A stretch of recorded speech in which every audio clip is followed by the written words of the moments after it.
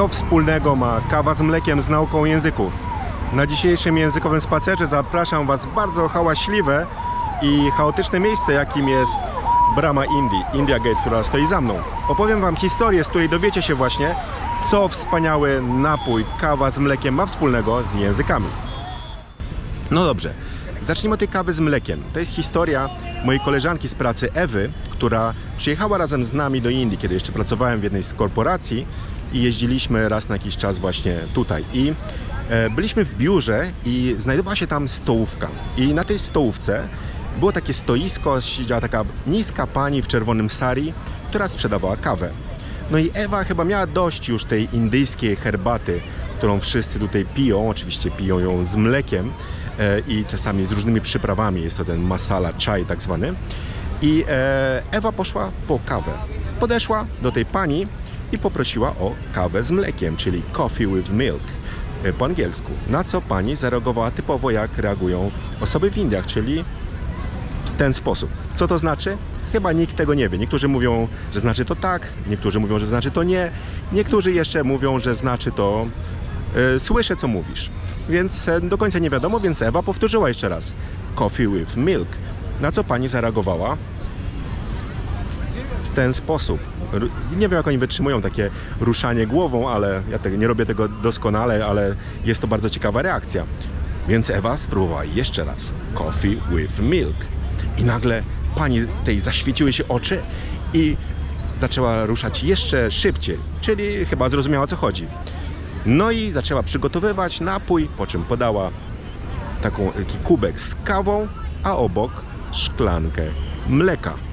Ewa była skonsternowana, nie wiedziała, o co chodzi, ale oczywiście wszystko się wyjaśniło. Po prostu w Indiach, kiedy mówimy kawa, mamy na myśli oczywiście kawę z mlekiem i najczęściej jeszcze z cukrem. W Polsce, kiedy mówimy kawa, to raczej jest to czarna kawa, a żeby zamówić kawę z mlekiem, musimy powiedzieć kawa z mlekiem, bądź też użyć jednej z jej nazw. I co ma to wspólnego z językami? Jak już dobrze wiecie, ja zawsze doszukuję się różnych takich ciekawostek językowych i ja pomyślałem, że jest rzeczywiście tak, że w językach, kiedy o czymś mówimy, opisujemy ten sam świat. Czy jesteście tu, czy w Polsce, widzicie dokładnie to samo, co ludzie, którzy mówią w innych językach.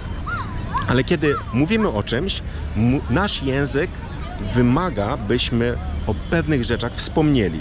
I kiedy o pewnych rzeczach mówimy, nasz język, który jest takim kodem w pewnym sensie, on może zmuszać nas do tego, żebyśmy pewne rzeczy powiedzieli. Natomiast w innym języku o tych rzeczach nie musimy mówić. Dam Wam tu kilka przykładów. Weźmy zaimki osobowe.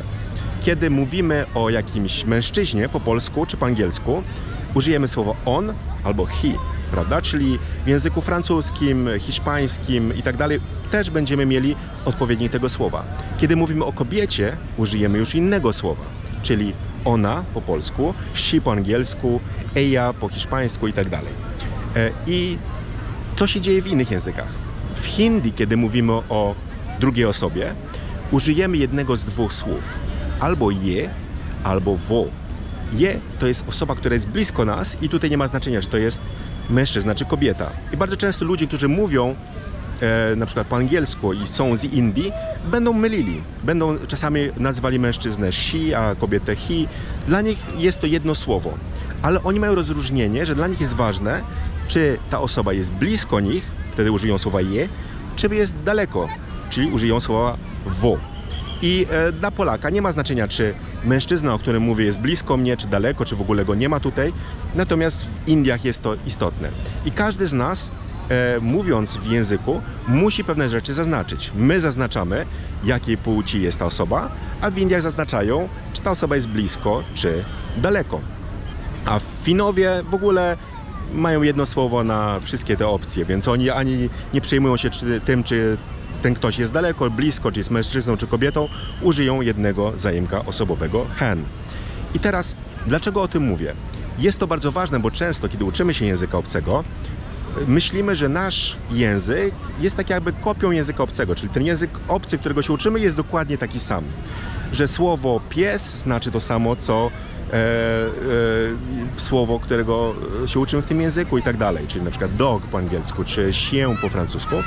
Ale nigdy nie jest do końca tak Dokładnie tak. I czasami musimy pewne rzeczy zaznaczać. Czyli po polsku mamy na przykład rodzaje męski, żeński, nijaki, które wpływają na to, ile informacji musimy dać. Na przykład kiedy mówię o tym, że samochód był na parkingu, to słowo był musi się dopasować do rodzaju samochodu, czyli po polsku jest to rodzaj męski, więc użyję słowa był, a nie była.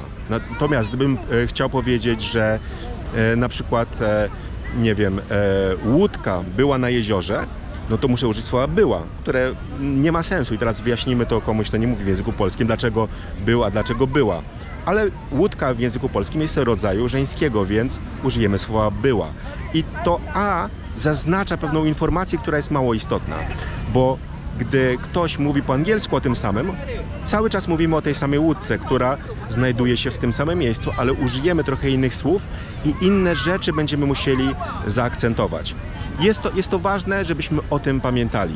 Czyli po pierwsze pamiętajcie, że tak jest, czyli że w każdym języku na trochę inne aspekty zwracamy uwagę, a po drugie starajcie się szukać jakichś takich właśnie ciekawostek, szukajcie jakichś rozwiązań, które pomogą Wam lepiej zapamiętywać właśnie te drobne różnice. Czyli jeśli coś widzicie, że oni na coś zwracają uwagę, to zapamiętujcie to, bo żeby się czegoś nauczyć, pierwsza rzecz to jest świadomość tego, że właśnie tak jest, prawda? Czyli jeśli nie jesteśmy świadomi, że ktoś nie zwraca na coś uwagę, to nie będziemy o tym wiedzieć. Natomiast gdy będziemy świadomi, dużo łatwiej będzie nam się nauczyć. Także dziękuję Wam za uwagę, jeśli chodzi o ten odcinek. Ja idę zaraz zwiedzać bardziej India Gate i zobaczyć, bo dzisiaj jest ładnie oświetlone, jest wieczór, więc temperatura też jest przyjemniejsza, bo jest tylko tam 36 stopni, a nie 42, tak jak było dotychczas. Także pozdrawiam Was serdecznie. Jeśli wideo Wam się podobało, dajcie lajka, subskrybujcie nasz kanał. Zapraszam Was na kolejne spacery i na koniec pamiętajcie o jednej ważnej rzeczy. Nie uczcie się słówek, uczcie się zdań.